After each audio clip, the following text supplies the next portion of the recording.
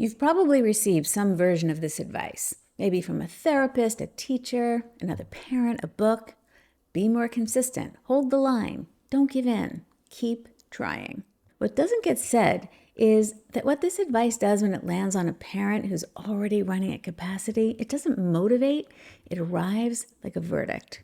The problem isn't your circumstances, it's your effort level, your attitude, your resilience. And then underneath the original exhaustion comes a second layer. Shame. If you just found more energy, more consistency, more determination, things would finally shift. Today I want to look at what the research says about that assumption because it points somewhere completely different. There's a version of the effort spiral that many parents of autistic children know. You read more, you research more, you attend more meetings, implement more strategies, track more data, and some of that helps. Maybe you find small bits of success, but what does the effort cost you? For many parents, the effort just increases stress. Why? Because the effort required is greater than the payoff. The corresponding moments of success don't leave parents feeling more capable overall. And the harder you try without that feeling shifting, the more depleted you become. The effort goes up, the confidence doesn't follow, and what started as determination starts to feel like pushing an elephant up a hill. There's research that changed how I think about where that effort should go. What it found was striking, that parental stress didn't correlate more strongly with a child's behavior. It correlated with how capable parents felt. When parents felt more effective, even when hard moments still happen, their stress decreased.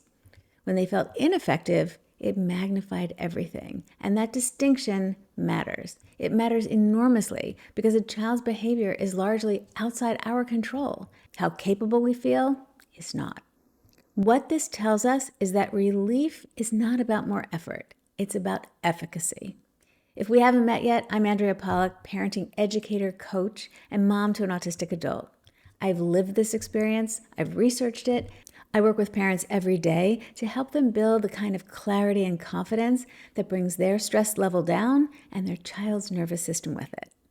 Every day, I see evidence of this in my work. As parents gain confidence, they're able to separate how they feel about their efforts from the outcome, meaning they learn from challenging moments, but they don't let those moments define them or send their blood pressure into the stratosphere. One mom told me about a Target trip. She prepared her daughter ahead of time. Here's what we're buying. Here's what we're not buying. She planned a brief visit that her daughter could tolerate with a preferred activity afterward. Her preparation, A+. Chef's kiss. They get to the store and out of nowhere, her daughter drops to the floor crying that she had to get a ballerina skirt. Mom calmly reminded her that they were there for specific items that day and would not be getting a ballerina skirt. Her daughter was inconsolable. Mom validated her daughter's feelings that yes, it is hard to not get something you really want, and then sat there with her calmly, waiting for her to regulate. Again, A+. Did people stare? Yep. Did mom feel the urgency to solve the issue or feel bad about the situation? Nope. She said, I prepared and then supported her. And even when I do all the things, sometimes things go sideways. I don't blame myself and I don't blame her. We just deal with it and move on. Doesn't that sound like a really empowered state? Another mom shared that whenever things went sideways, she just said, I did not see that coming, complete with a smirk. Both of these are a great example of what this points to. When parents feel capable, even when things don't turn out perfectly, their stress levels are lower. So the question shifts from what more can I do to what would help me feel more capable in the moments that feel most out of control. When a behavior makes sense to you, when you have a framework for why your child's doing what they're doing, even if you can't fix it right away, something changes in how you carry it. Like the mom in Target, it stops arriving as a verdict on your parenting. It starts arriving as information about your child. That shift from, what am I doing wrong, to, I can see what's happening here, is exactly what the self-efficacy research is pointing to. And it matters because of everything we know about the stress loop. When you feel more capable, your stress goes down. When your stress goes down, your child's nervous system has less to react to. The loop doesn't just slow, it starts running in the other direction. Understanding is the intervention, and understanding is something you can build. So the next time something hard happens, a meltdown, a shutdown, a refusal, instead of thinking, what did I do wrong? You can ask, what was my child's nervous system trying to communicate in that moment? That question doesn't require more time. It requires a different orientation.